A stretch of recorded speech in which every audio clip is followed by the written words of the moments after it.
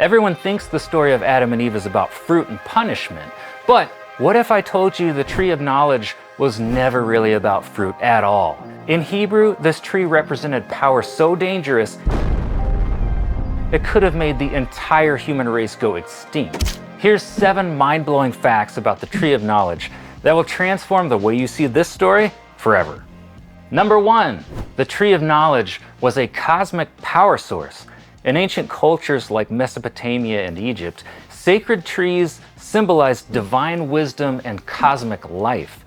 They represented direct access to heavenly wisdom.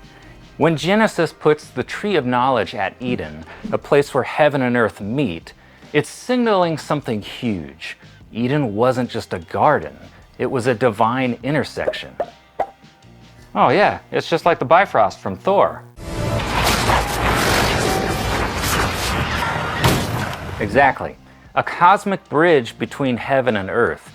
We usually think of Eden as a place where humans live with God, which is true, but the fact that the serpent was there too reveals angels were around too. Here, heaven and earth overlapped, and the ultimate power source sat right in the middle of Eden. Number 2, the serpent offered a dangerous shortcut.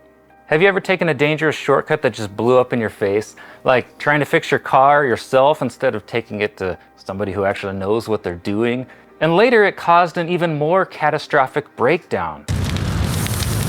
Oh, I tried to beat the final boss in Zelda Breath of the Wild at the beginning of the game. Yeah, how'd that turn out? That is exactly what happened in Eden. The serpent wasn't just lying, he was offering a shortcut to godlike knowledge before humans were ready to handle it. Scholar Tim Mackey thinks humans were gonna learn this knowledge anyways when God thought they were ready for it. They just tried to get it too soon. And if they learned the stuff too soon, it was highly dangerous. Like, so dangerous it could make the entire human race go extinct. Do you want to know what it is? Easy example. You wouldn't tell like a 12-year-old how to make dynamite, would you? Because if somebody had told me how to make dynamite at that age, I probably would have done something really stupid with it. But most of us eventually reach an age where we can handle that knowledge responsibly. Most of us.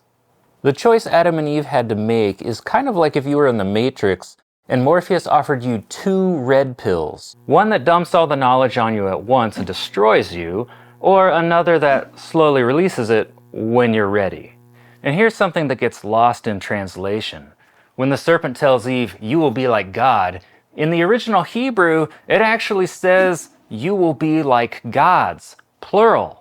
Wait, gods? Like more than one? Yeah, don't freak out yet. It's not quite what it sounds like. In Hebrew, the word Elohim often refers to divine beings or angels, not just God himself. So the serpent was implying that if Adam and Eve ate the fruit, they would learn what the angels know. And they've been around a lot longer than humans. They know things that are dangerous. It's not about keeping humans dumb, it's about training them to handle the power responsibly. No, wait, don't say it. Please don't say it. With great power comes great responsibility. Come on! The world's biggest comic book cliche, but it's oddly true. Number 3, the tree of life and tree of knowledge couldn't be used together. Here's a plot twist almost nobody talks about. Humans could eat from one tree, but not both. Why? If humans got a hold of knowledge that slowly corrupted them, imagine how corrupted they would become if they still lived forever. So God shortened their lifespan to prevent them from becoming immortal tyrants. That's the plot of a Batman cartoon.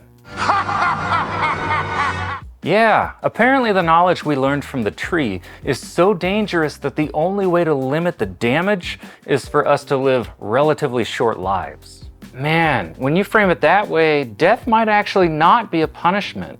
Like, it might have been the only way to save the human race. Yeah, later in Genesis, when human violence gets out of control before the flood, God reduces lifespans again. It's like he saw the direction we were heading and went, yeah, we're not doing this again. Before we continue, if you want to see the research I gathered, check out the link in the description for everything on one sheet. Number 4, the fruit might not actually have been an apple, or even a fruit. Here's where things get weird. The Bible never actually says the fruit was an apple, ever. But that's usually how we see this depicted in art. My entire childhood, it's a lie. Nah, nothing major, just that Ninja Turtles are not real. Man, I knew I shouldn't have trusted that magic 8-ball. Ancient rabbis argued for centuries about what the fruit was. Some say a fig, some say grapes, some said wheat. I didn't know wheat was a fruit. Yeah, it's not. But apparently, in some rabbinic traditions, wheat used to grow on trees. A wheat tree. What's next? Bacon bushes? Yeah, honestly, don't put too much stock in that wheat tree theory. It could have been any fruit, or, this may be a stretch for some, but what if the fruit wasn't literal? What if it was just a symbol, a storytelling device to convey forbidden knowledge? Wait till you hear what the Mesopotamians thought about their own tree of life. But first, which one of these theories surprises you the most so far? Drop a comment. Number 5, the Adapa myth and Gilgamesh connection. Did you know the Garden of Eden story has striking parallels to other Mesopotamian stories? The Adapa myth tells of a man whom the gods offered the chance at immortality. There was even a divine trickster involved, but Adapa refuses immortality and remains mortal forever. And in the Epic of Gilgamesh, the hero finds a plant that gives him eternal life, but he loses it to, wait for it, a serpent. Wait, Gilgamesh literally gets his immortality stolen by a snake. That's way too on the nose. Yeah, these stories all share the same basic framework, but the Bible is the only one to include these 3 things: a way back to immortality, the idea of dangerous knowledge, and humans betraying God for an angel. So in this way, it is truly unique. Number 6. The Tree of Knowledge story repeats itself, and we're still living it. Do you ever feel like history keeps repeating itself? That's because it does. It's like we're living in a time loop. The story of the Tree of Knowledge isn't just about Adam and Eve, it's a pattern that keeps playing out through the entire Bible, and even in our own lives. Do you ever notice how people in the Bible keep grasping for things they're not ready for, and it always goes horribly wrong? Think about it. Adam and Eve took wisdom before they were ready. Cain took justice into his own hands and took his brother's life. The people at Babel built a tower to heaven so they could talk to the angels again and learn their knowledge.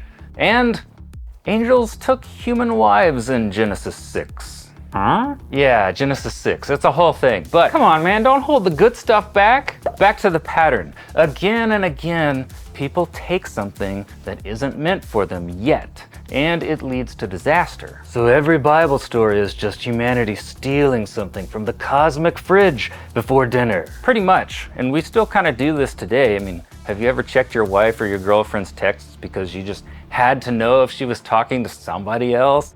Yeah, how'd that turn out? Snap out of it! I can't. But here's the good part. The cycle finally ends in Revelation. At the end of the Bible, we don't just get back to the tree of life, we get 2 of them. It's as if God is saying, okay, now you're ready. And the bonus round, number 7, a Gnostic twist. Was the serpent good? Hang on here, before you get scared to death, we're gonna learn something. Some Gnostic texts reverse the Eden story, making the serpent the hero. But here's the thing.